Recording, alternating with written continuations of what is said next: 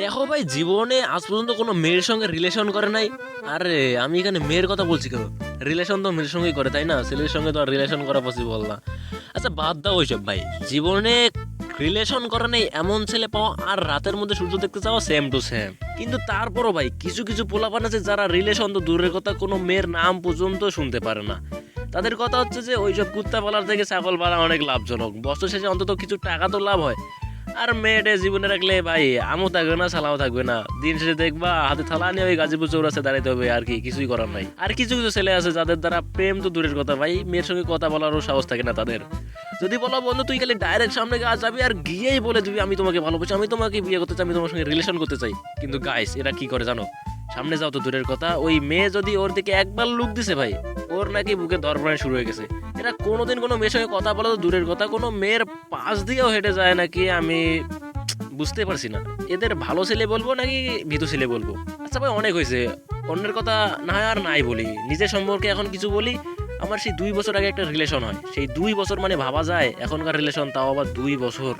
কিন্তু ভাই তারপর কি হয় তোমরা আসলে অবাক হয়ে যাবা। রিলেশন করার 1 বছর পর জানতে পারি আমার গার্লফ্রেন্ডেরও নাকি এক্স বয়ফ্রেন্ড ছিল।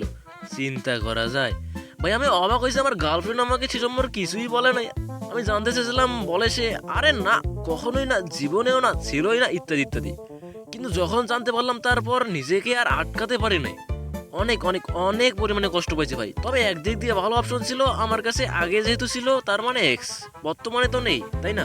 গাইস আমি জানি আমাদের রিলেশনের গল্প শুনলে তোমাদের অনেক অনেক অনেক বোরিং লাগবে। হ্যাঁ আসলেই বোরিং লাগবে, কারণ আমাদের রিলেশনটাই বোরিং ভাই। আপনাদের সকলের দোয়ায় দীর্ঘ 1 বছর 9 মাস পর আমাদের ফাইনালি ব্রেকআপ হয়ে যায়। মানুষের ব্রেকআপ হয়, মানুষ ভেঙে পড়ে, কান্না করে, কিন্তু আমি ভাই একটুও কান্না করে নেই। তার কারণ হচ্ছে এর আগেও আমাদের অসংখ্যবার ব্রেকআপ হয়েছে, সপ্তাহে সপ্তাহে ব্রেকআপ, আবার রিলেশন, আবার ব্রেকআপ, আবার রিলেশন। কিন্তু এইবার মনে হচ্ছে ভাই ফাইনালি হয়েই গেছে। যাক ব্রেকআপ হয়েছে ভালো কথা, বালা মুসিবত দূর হয়েছে, আল্লাহ বাঁচাইছে। কিন্তু তারপর আসলো আসল খেলা, আমার টিকটক ক্রাশ ইনসারা।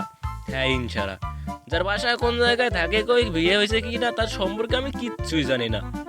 কিন্তু শুধু মজার বিষয় হচ্ছে আমার এক্স গার্লফ্রেন্ডের চেহারা আর ইনসারার চেহারা না হলেও গাইস 70-80% মিলে যায়। তার হাসি মুখের টল মানে আর কি বলি, তোমরা জানলে অবাক হবে যে আমি আমার গার্লফ্রেন্ডের স্মৃতি ভুলতে এর টিকটক ভিডিও দেখি। আমার তো ভাই এর ভিডিও না দেখলে রাতে ঘুমিয়ে ধরে না। দেখো ভাই এই মেয়েকে আমার এত পরিমাণে ভালো লাগে, সেটা তোমাদের কিভাবে বুঝাই। আচ্ছা বিশেষ করে ভাই তার এই হাসি। আচ্ছা বাদ দাও ভাই এসব কথা ছাড়ো।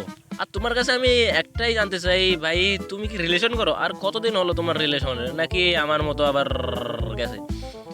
ভাই ভাই ভাই এই ভিডিও আমার এক্স দেখলে সে আবারও কামব্যাক দিতে পারে ভাই। তাই ভিডিও আর বেশি লম্বা করা ঠিক হবে না, কারণ বিকৃত প্রোডাক্ট আর ফেরত নেওয়া হয় না।